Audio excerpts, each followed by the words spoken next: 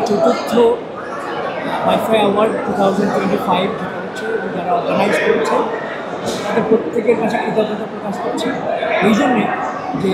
চমৎকার একটি আয়োজন তারা করেছেন এবং প্রতি বছর তারা এই আয়োজনটা করেন এবং গুণী শিল্পীদেরকে তারা সম্মান করেছে এবং এই শিল্পীদের মধ্যে থেকে যারা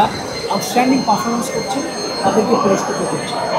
এবং যারা নিয়মিত কাজ করছেন তাদেরকে উৎসাহ দিচ্ছে এটা অনেক বড় একটা কাজ বলে আমি মনে করি সেই জন্য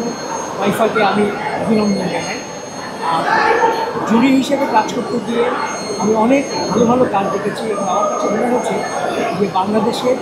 যে গল্পের ভ্যারিয়েশন আছে অভিনয়ের যে ভ্যারিয়েশন আছে নির্মাতারা তাদের নির্মাণ শৈলী দিয়ে আমাদের যে আন্তর্জাতিক মানের যে প্রোডাকশনগুলো তারা আমাদেরকে উপহার দিচ্ছে সেটি একসাথে বসে না দেখলে আমাদের বুঝতে পারতাম আমার কাছে মনে হচ্ছে যে আমাদের দেশে এই যে ক্ষেত্রটি এই ক্ষেত্রটিতে যারা কাজ করছে তারা তাদের অভিনয় শৈলী বা তাদের যে ক্রিয়েটিভিটি সেই ক্রিয়েটিভিটিটা তারা খুব স্বাচ্ছন্দ্যের সাথে এবং উন্মুক্তভাবে তারা কাজ করার সুযোগ পাচ্ছে এই সুযোগটা করে দিচ্ছে নির্মাতারা আর তাদের যে কাজের স্বীকৃতি এই স্বীকৃতিটা ওয়াইফা দিচ্ছে চতুর্থবারের মতো আশা করি ওয়াইফা এই ধারাবাহিকতা রক্ষা করবে এবং শিল্পীদেরকে এভাবে উৎসাহিত করবে এদেরকে আইনি নোটিশ দেখলাম যে আমাদের সেলিব্রিটি শিল্পীদেরকে নোটিশ করা হয়েছে এবং খুব সুস্পষ্টভাবে যেটা বলছে তাদের পোশাক আশাকের বিষয়ে একটা অবজারভেশন আছে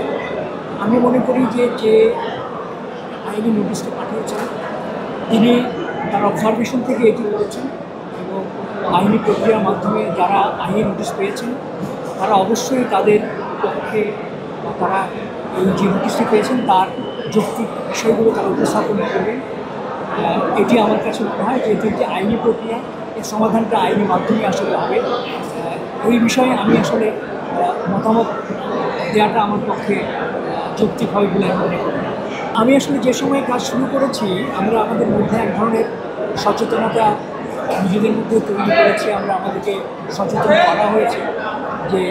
প্রত্যেকটা শিল্পীর কিছু সামাজিক দায়বদ্ধতা আছে সেই দায়বদ্ধতার জায়গা থেকে নিজস্ব কিছু সেন্সরশিপ তৈরি করতে হবে এবং সমাজে কোন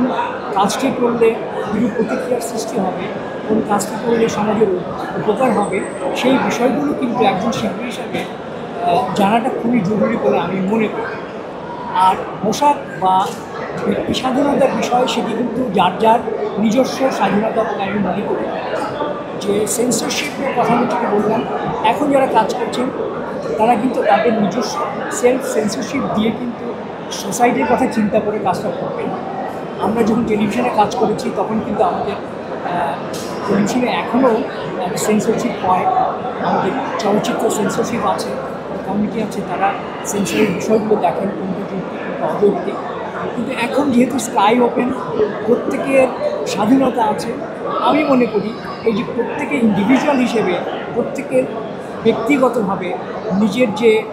সেন্সরশিপ যেটা সেলফ সেন্সরশিপটা দূর করা উচিত কোন কাজটি করলে সোসাইটির জন্য ভালো হবে কোনটি করলে বিরূপ প্রতিক্রিয়া হবে সেটি জেনে আমাদের কাজ করা উচিত